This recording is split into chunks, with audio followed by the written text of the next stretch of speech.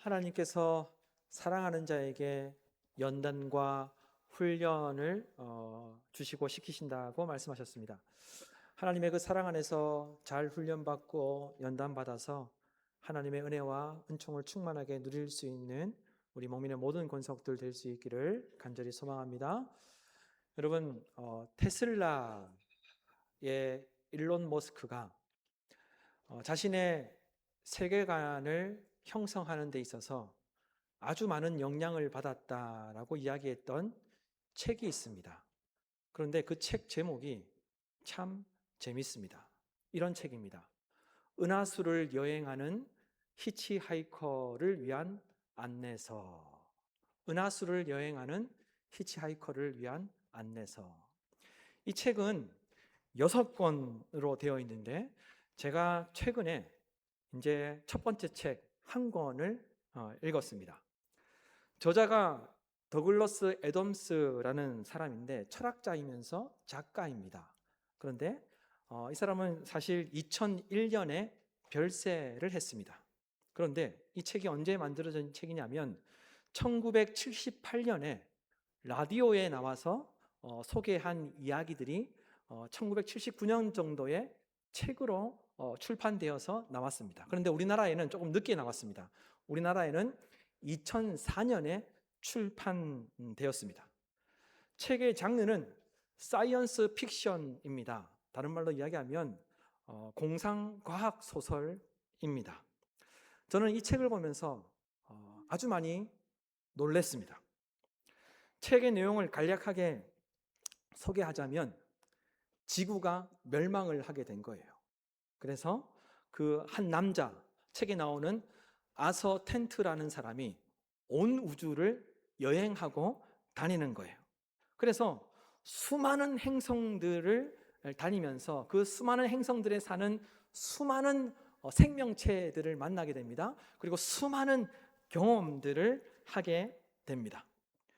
책에 나오는 한 가지 에피소드만 제가 간략하게 말씀을 드리면, 이 아서라는 사람이 한 행성에 도착하게 됐는데 그 행성의 그 한 곳에 가정에 갔더니 식탁에 생쥐가, 살아있는 생쥐가 있는 거예요.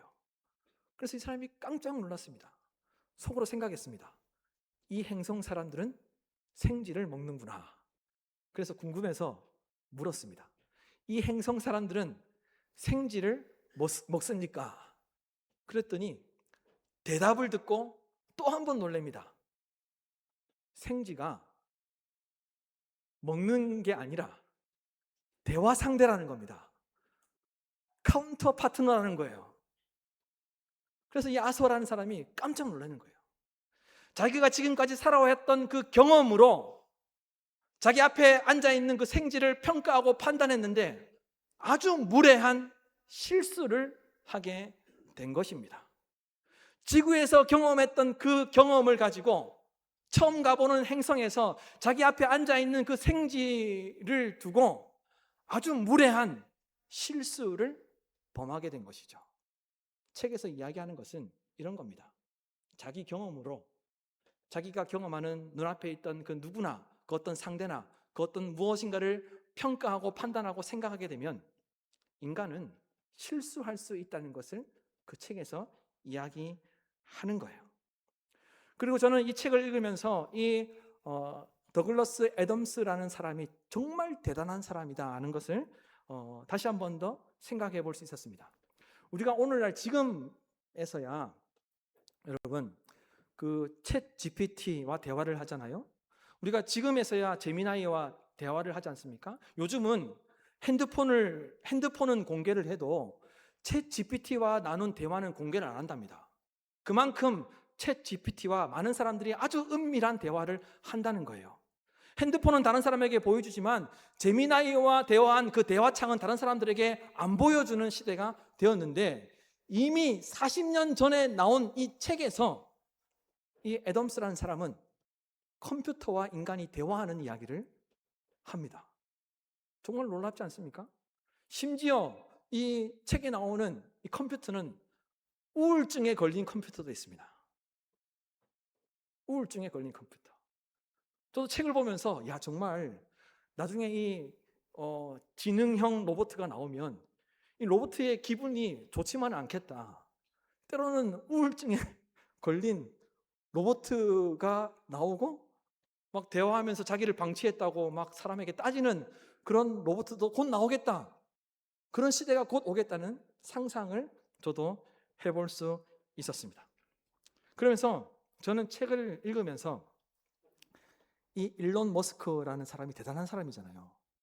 이 사람이 자기의 세계관을 형성하는데 이 책에 아주 많은 영향을 받을 만 했다고 이야기할 만하다고 제가 책을 읽으면서 그렇게 생각을 해볼 수 있었습니다. 그리고 이 일론 머스크가 정말 상상할 수 없는, 우리 평범한 사람들이 상상할 수 없는 그 많은 것들을 상상하잖아요.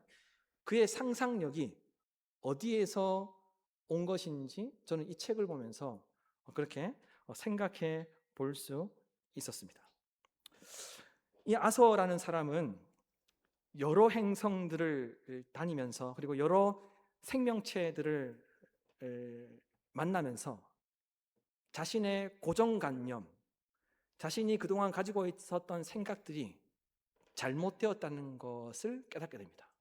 자기의 고정관념이 여러 행성들을 다니면서 여러 생명체를 만나면서 자신의 고정관념, 편협한 생각이 깨어지는 것을 경험하게 된다는 거예요. 저자는 책에서 인간이 무엇으로 사는 존재인지, 무엇을 위해서 사는 존재인지를 말하고 싶었던 것입니다. 그래서 인간에 대한 이해와 인간의 존재 의미를 이야기하고 싶었다라고 저는 책을 보면서 그렇게 생각해 볼 수 있었습니다. 제가 책을 읽으면서 생각하게 된 것은 인간은 자신의 유익을 위해서 사는 존재라는 것입니다.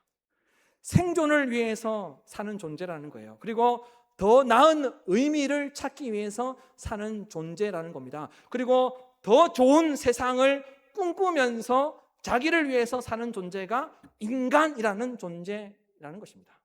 저는 저자가 그것을 이야기하고 싶어서 그와 같은 책을 썼다라고 책을 읽으면서 생각해 볼 수 있었습니다. 여러분, 그래서 어떻습니까?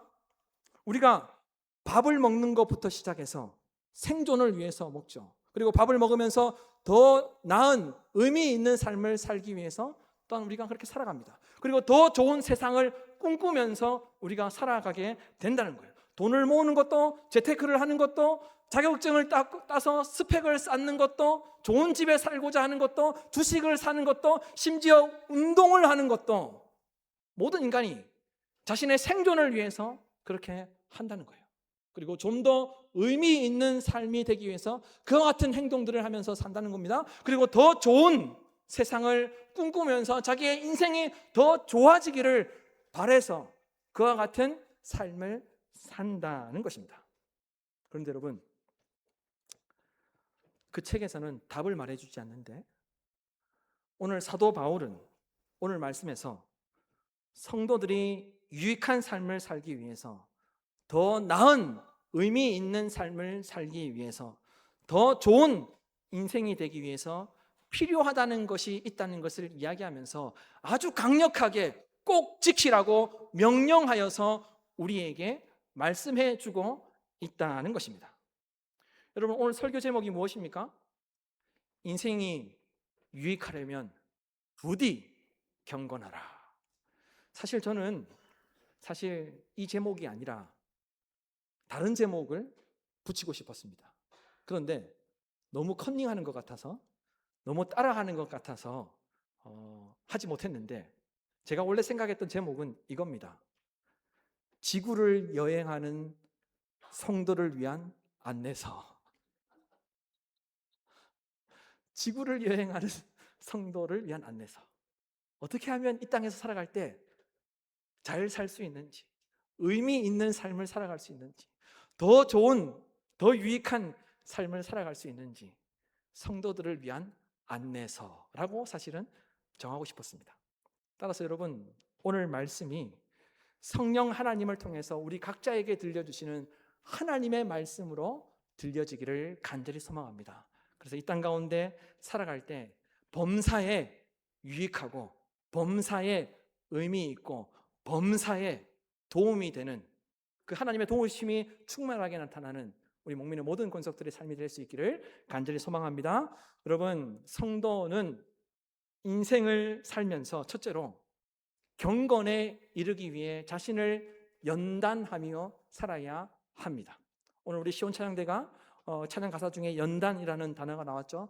하나님께서 사랑하시는 자를 하나님께서 연단하시고 훈련시키신다 말씀하셨는데, 성도는 이 땅 가운데 살아갈 때 경건에 이르도록 자신을 연단하며 살아야 한다는 겁니다. 그래야만 그 삶이 의미가 있고 그 삶이 더 나은 삶이 될 수 있다는 것을 사도 바울은 우리에게 일러주고 있습니다. 여러분, 6절에서 7절 말씀을 보십시오. 6절에서 7절 말씀을 다 함께 한 목소리로 읽도록 하겠습니다. 내가 이것으로 형제를 깨우치면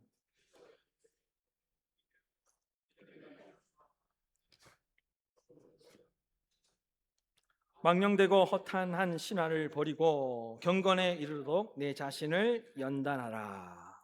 아멘. 우선 사도 바울은 디모데에게 성도들을 잘 교육하고 잘 양육하라고 당부하였습니다. 성도들을 잘 양육하고 잘 교육하라고 이야기했던 아주 중요한 목적이 있었기 때문에 그렇죠. 그래서 6절에 이렇게 이야기합니다. 그대가 이런 교훈으로 형제 자매를 깨우치면 그대는 믿음의 말씀과 그대가 지금까지 쫓고 있는 좋은 교훈으로 양육을 받아 그리스도 예수의 좋은 일꾼이 될 것입니다. 사도 바울은 성도들은 믿음의 말씀으로 잘 양육받고 잘 교육받아서 예수 그리스도의 좋은 일꾼이 되는 것이 성도들의 삶에 살아가는 이유와 목적이라는 것을 이야기하고 있습니다. 그것이 가장 중요하다는 것을 먼저 이야기하고 있다는 거예요. 성도들이 예수 그리스도의 좋은 일꾼이 되는 것이 결국 성도들의 인생을 복되게 하는 것이라는 것을 사도 바울은 알았기 때문에, 그 영적인 비밀을 알았기 때문에 성도들을 위해서 성도들이 예수 그리스도의 좋은 일꾼이 될 수 있도록 잘 교육하고 잘 양육해야 한다는 것을 당부하였습니다.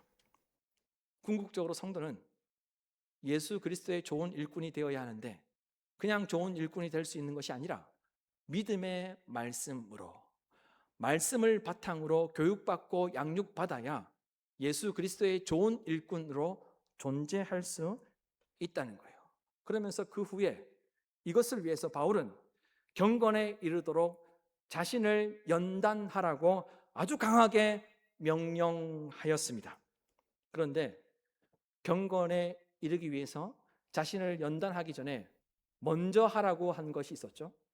사도 바울이 경건에 이르기 위해서 자신을 연단하라고 말하기 전에 먼저 하라고 한 것이 무엇이었습니까? 망령되고 허탄한 신화를 버려라. 망령된 신화를 버리고 허탄한 신화를 버리라라고 이야기를 했습니다. 먼저 망령되다는 것은 세속적인 것을 의미합니다.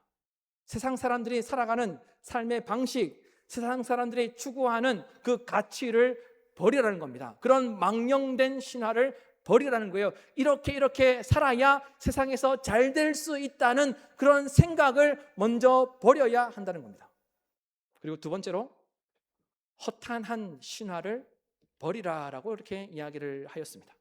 이 허탄한이라는 이 헬라어는 그라오데스라는 단어입니다. 그런데 이런 의미가 있습니다. 나이든 여인들이라는 의미가 있다는 거예요.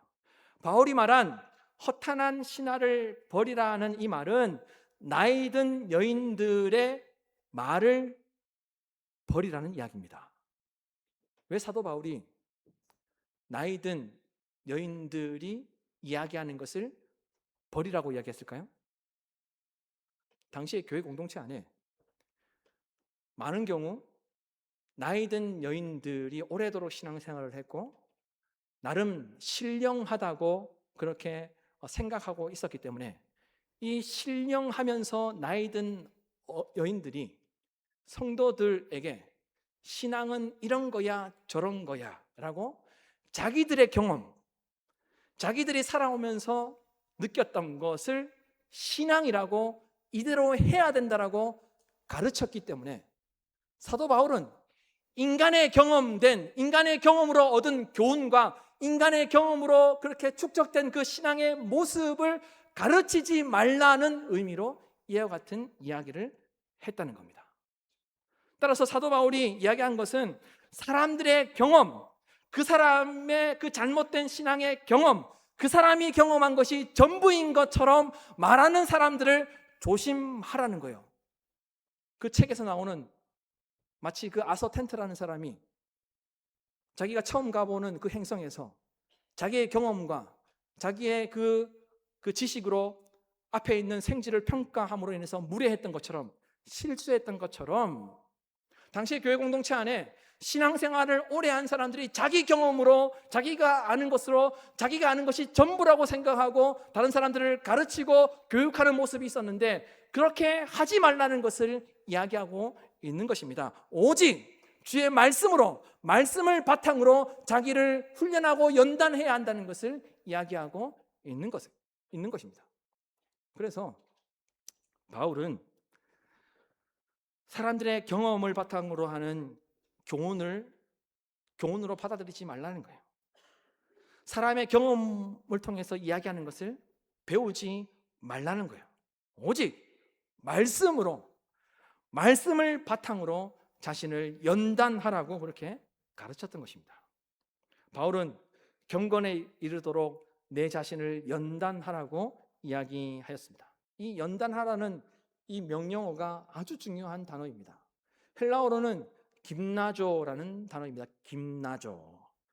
이 말의 의미는 당시에 운동선수가 체육관에서 밤낮을 가리지 않고 인고의 시간을 보내며 훈련하는 것을 이야기합니다. 언어 유희로 하자면 이 김나조, 연단하다는 이 말은 김나도록 훈련하는 것입니다. 반복 훈련을 계속하는 거예요. 계속.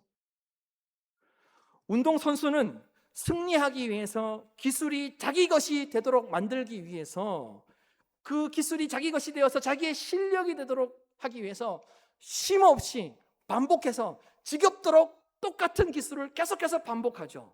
그게 바로 김나조라는 겁니다. 그게 바로 연단이라는 거예요. 운동선수는 머리로 알고 있는 지식, 그 기술을 무의식 중에도 자기에서 마음껏 반응으로 나타날 수 있도록 훈련하는 것, 연단하는 것, 지겹지만 계속해서 똑같은 훈련, 똑같은 기술을 반복하는 것, 그것이 바로 김나조, 연단하는 것이라는 것입니다. 다시 말해서 체육관에서 훈련하는 선수는 자기의 몸이 상대를 이기는 무기가 되도록 똑같은 기술을, 이미 알고 있는 기술을 무한 반복하는데, 이것이 바로 연단이라는 것입니다. 따라서 사도 바울은 성도들이 그와 같이 경건에 이르도록 성도는 연단해야 한다는 것입니다. 성도들은 자신의 경건을 위해서 말씀으로 자신을 다듬고 말씀으로 살아낼 수 있도록 교육하고 훈련함으로 연단해야 한다는 겁니다. 말씀으로 살아내는 태도가 나타날 수 있도록, 무의식 중에도 말씀이 뭐지? 말씀이 어떻게 말씀하고 있지? 말씀으로 살아내는 그것이 무의식 중에도 나타날 수 있도록 끊임없이 지겹도록 반복하며 살아야 한다는 겁니다. 그것이 연단이라는 거예요. 그래서 경건의 모습과 태도가 언제 어디서나 어떤 상황 속에서나 누구를 만나더라도 그 경건에 이르는 그 경건한 태도와 그 모습이 나타나야 한다는 겁니다. 여러분, 말씀으로 자기 자신을 위해 경건 훈련을 하고 계십니까? 사람의 말이 아니라 하나님을 향한 바른 행위와 바른 태도가 나타날 수 있도록 스스로 훈련하고 계십니까? 사람의 말을 듣지 않고 하나님의 말씀을 들으려고 하는 태도가 자연스럽게 나타나도록 여러분은 여러분의 경건을 위해서 스스로 훈련하고 계십니까? 목사라고 마냥 경건한 게 아닙니다. 전도사 때보다 목사가 되었다고 더 경건한 게 아니란 말입니다. 신앙생활 오래 했다고, 교회에 나온 지 오래 되었다고, 교회 밥 많이 먹었다고 자연스럽게 그냥 경건하게 되는 것이 아니라는 거예요. 직분을 받았다고 다른 사람 하나님이 내가 이 정도의 직분이 되었다고 인정받았다고 해서 경건한 게 아니라는 거예요. 은사를 하나님으로부터 선물로 받았다고 해서 경건한 게 아니라는 겁니다. 자연스럽게 경건은 만들어지는 것이 아니라는 겁니다. 경건에 이르도록 자신을 훈련하고 연단해야 한다는 거예요. 그래야만 경건해질 수 있다는 겁니다. 교회에 오래도록 봉사했다고 경건이 자연스럽게 나타나는 것이 아닙니다. 경건에 이르도록 자신을 훈련하고 연단해야 합니다. 지속적으로 반복적으로 지겹도록 하나님의 말씀대로 살 수 있는, 살아낼 수 있는 모습과 행동과 태도가 나타나도록 지겹도록 훈련해야 한다는 것입니다. 여러분, 왜 경건에 이르도록 자신을 연단해야 합니까? 왜 경건에 이르도록 끊임없이 자신을 훈련하고 연단해야 합니까? 둘째로, 경건은 범사에 유익하게 하기 때문에 우리가 경건에 이르도록 지속적으로 반복적으로 자기 자신을 위해서 훈련하고 연단해야 한다는 겁니다. 자기를 위해서, 더 나은 삶을 위해서, 의미 있는 삶을 살기 위해서, 더 행복한 삶을 살기 위해서 경건에 이르도록 지속적으로 훈련해야 한다는 거예요. 경건에 범사에 유익하게 하기 때문에. 여러분 8절 말씀을 보십시오. 8절 말씀을 다 함께 한 목소리로 읽도록 하겠습니다. 육체의 연단은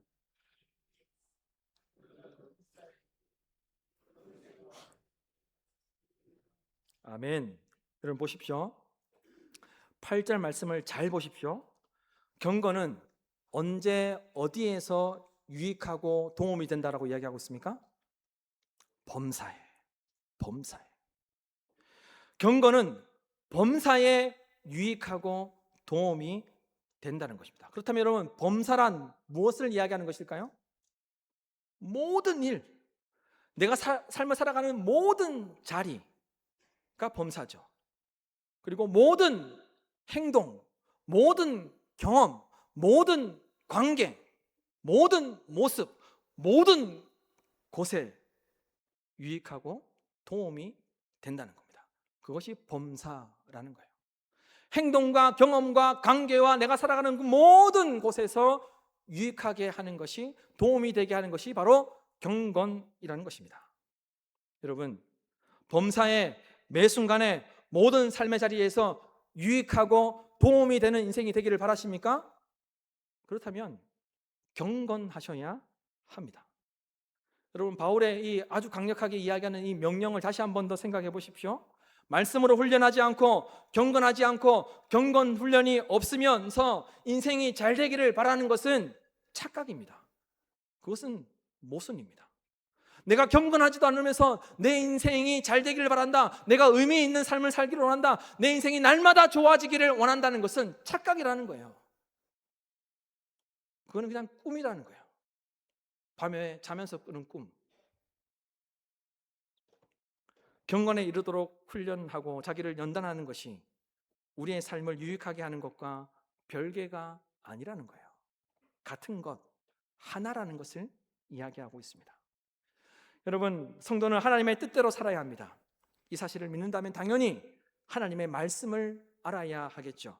하나님의 뜻이 무엇인지, 하나님께서 무슨 말씀을 하시는지, 하나님께서 무엇을 원하시는지 들으려고 하는 태도가 나타나야 하는데, 이 태도는 다짐으로만 되는 것이 아니라는 겁니다. 예배에 참석한다고 이 태도가 나타나는 것이 아니라는 겁니다. 기도에 몇 번 참석했다고, 은혜 받았다고 그런 태도가 나타나는 것이 아니라는 겁니다. 경건을 이루도록, 경건에 이르기 위해서, 경건을 위해서 영적인 훈련을 날마다 지속적으로 반복적으로 지겹도록 해야 그 경건이 우리에게서 나타난다는 겁니다. 그리고 이와 같이 경건할 때 범사가 유익하고 도움이 되게 된다는 겁니다. 그런데 어떻습니까, 여러분? 우리는 훈련이 안 되어 있죠. 그래서 많은 경우 자기 마음대로 살아갑니다. 그렇지 않으면 사람들의 말을 들으려고 합니다. 인간의 말을 들으려고 합니다. 소위 신령한 사람들, 신령하게 보이는 사람들, 나보다 신앙이 좋은 사람들의 말을 들으려고 합니다. 그래서 어떻게 됩니까? 많은 경우, 좋을 때도 있겠지만 많은 경우 방향을 잃게 됩니다. 성도로서의 삶이 무너지게 됩니다. 길을 찾지 못합니다. 여러분, 경건에 이르도록 하나님의 말씀으로 내 삶을 연단할 때, 사람의 말이 아니라 하나님의 뜻을 듣고자 하는 태도가 나타나도록 훈련할 때 범사에 유익하게 될 줄로 믿습니다. 그리고 현재와 미래가 유익할 줄로 믿습니다. 이와 같은 사실을 꼭 기억하시고, 경건이 범사에 유익하게 한다. 내가 경건할 때 삶의 의미를 찾게 되고, 내가 경건할 때 내 삶이 더 나아지고, 내가 경건할 때 성도로서의 삶을 온전히 지킬 수 있다는 것을 믿음으로 살아내는 우리 목민의 모든 권속들 될 수 있기를 간절히 소망합니다. 셋째로, 소망을 하나님께 두고 살 때 삶이 유익해집니다. 소망을 하나님께 두고 살 때 삶에 유익이 있다는 것입니다. 여러분, 9절에서 11절 말씀인데 9절에서 11절 말씀을 다 함께 한 목소리로 읽도록 하겠습니다. 미쁘다 이 말이여, 이를 위하여 우리가 수고하고 힘쓰는 것은 우리 소망을 살아계신 하나님께 두미니 곧 모든 사람, 특히 믿는 자들의 구주시라. 너희는 이것들을 명하고 가르치라. 경건에 이르게 된 다음으로 성도가 해야 할 훈련은 하나님께 소망을 두고 살아가는 것이라는 거예요. 하나님께 소망을 둔다는 것은 어떤 환경 가운데 있다 할지라도, 어떤 고난 가운데 있다 할지라도 하나님을 향한 마음, 하나님을 신뢰하는 믿음을 저버리지 않는 것이 하나님께 소망을 두는 것이죠. 그래서 시편 42편 11절에 시편 저자는 이렇게 고백합니다. 내 영혼아, 내가 어찌하여 낙심하며 어찌하여 내 속에서 불안해하는가? 너는 하나님께 소망을 두라. 나는 그가 나타나 도우심으로 말미암아 내 하나님을 여전히 찬송하리로다. 내 영혼아, 내가 어찌하여 낙심하며 어찌하여 내 속에서 불안해하는가? 너는 하나님께 소망을 두라. 나는 그가 나타나 도우심으로 말미암아 내 하나님을 여전히 찬송하리로다. 하나님의 백성인 성도는 언제 어디서나 어떤 환경 속에 있다 할지라도, 어떤 문제를 만난다 할지라도 낙심하지 아니하고 불안해하지 아니하고 하나님의 도우심을 기대하며 하나님께서 소망을 주실 것이라는 것을 믿으며 하나님만을 바라보며 삶을 살아야 한다는 것입니다. 여러분, 10절 말씀에 이 소망이라는 단어가 헬라어로 엘피조라는 단어입니다. 뜻은 신뢰하고 확신을 갖다, 기대하다는 의미가 있습니다. 그런데 구약 성경에 소망이라는 단어가 나오는데, 구약 성경에 소망이라는 단어가 히브리어가 여러 개 사용되었습니다. 그런데 그 중에 하나가 바로 티크바라는 단어입니다. 이 소망이라는 단어, 티크바라는 단어가 언제 사용되었느냐? 여호수아서 2장에 보면 여호수아가 여리고성을 정탐하도록 정탐꾼들을 보내죠. 그런데 여리고의 왕이 이스라엘 정탐꾼들이 성에 들어왔다는 소식을 듣고 그 여리고 성의 병사들을 풀어서 여리고 성에 있는 집집을 다 들어가서 수색하도록 합니다. 이때 기생 라합이라는 사람이 어떻게 합니까? 그 이스라엘 정탐꾼들을 살려주기 위해서 창문에 붉은 줄을 메어서 내립니다. 그리고 이스라엘 그 정탐꾼들은 그 붉은 줄 때문에 살게 되죠. 어떻게 해서 살았습니까? 그 이스라엘 정탐꾼들이 그 붉은 줄을 꼭 붙잡고 그 성에서 탈출하게 되므로 이스라엘 그 정탐꾼들이 살게 됩니다. 그 붉은 줄을 붙잡았을 때 살게 되었습니다. 그런데 이 여호수아서 2장에 나오는 이 붉은 줄의 줄이라는 단어가 바로 티크바라는 단어입니다. 소망이라는 단어라는 것입니다. 정탐꾼들이 여리고 성에서 붉은 줄을 붙잡고 탈출했던 것처럼 그것이 소망인 줄 알고 그것을 놓지 않고 그 붉은 줄을 붙잡았던 것처럼 하나님께 소망을 둔다는 것은 하나님을 붙잡고 사는 것입니다. 하나님을 놓아버리면 내 인생이 끝난다. 하나님을 놓으면 나는 죽을 수밖에 없다. 그런 믿음을 가지고 하나님을 꽉 붙잡고 사는 것이 하나님께 소망을 두는 것이라는 것입니다. 그래서 그 여리고성에서 탈출했던 그 이스라엘 정탐꾼들이 그 붉은 줄을 꽉 잡았을 때 그들이 사는 소망을 누릴 수 있었던 것입니다. 하나님을 붙잡지 않으면 죽는 줄로 알고 하나님을 붙잡기 위해서 수고하고 힘쓰는 삶을 살 때 그 인생 가운데 소망이 있다는 거예요. 여기서 이 수고하다는 말은 노동하다는 이야기입니다. 땀을 흘려 고생하다, 노동하다는 이야기예요. 하나님을 붙잡고 사는 것이 쉽지 않다는 거예요. 어떤 환경 속에서도 나는 하나님만 붙잡고 살겠다고 수고하고 힘쓰는 자에게 소망이 있는 줄로 믿습니다. 여러분, 하나님께 소망을 두고 살아가는 삶을 멈추지 마십시오. 하나님을 향한 그 마음이 실족하지 않도록 그 마음을 잘 지킴으로 말미암아 여러분의 삶이 유익하고 복되기를 간절히 소망합니다. 하나님께 소망을 두고 하나님만 붙잡아야 유익한 삶을 살아낼 수 있다는 것을 믿으시길 바랍니다. 사랑하는 성도 여러분, 우리는 지구를 여행하는 나그네로서 부디 경건하기 위해서 수고하고 힘씀으로 말미암아 여러분의 삶의 자리와 여러분의 영혼이 날마다 항상 유익할 수 있기를 주님의 이름으로 축원합니다.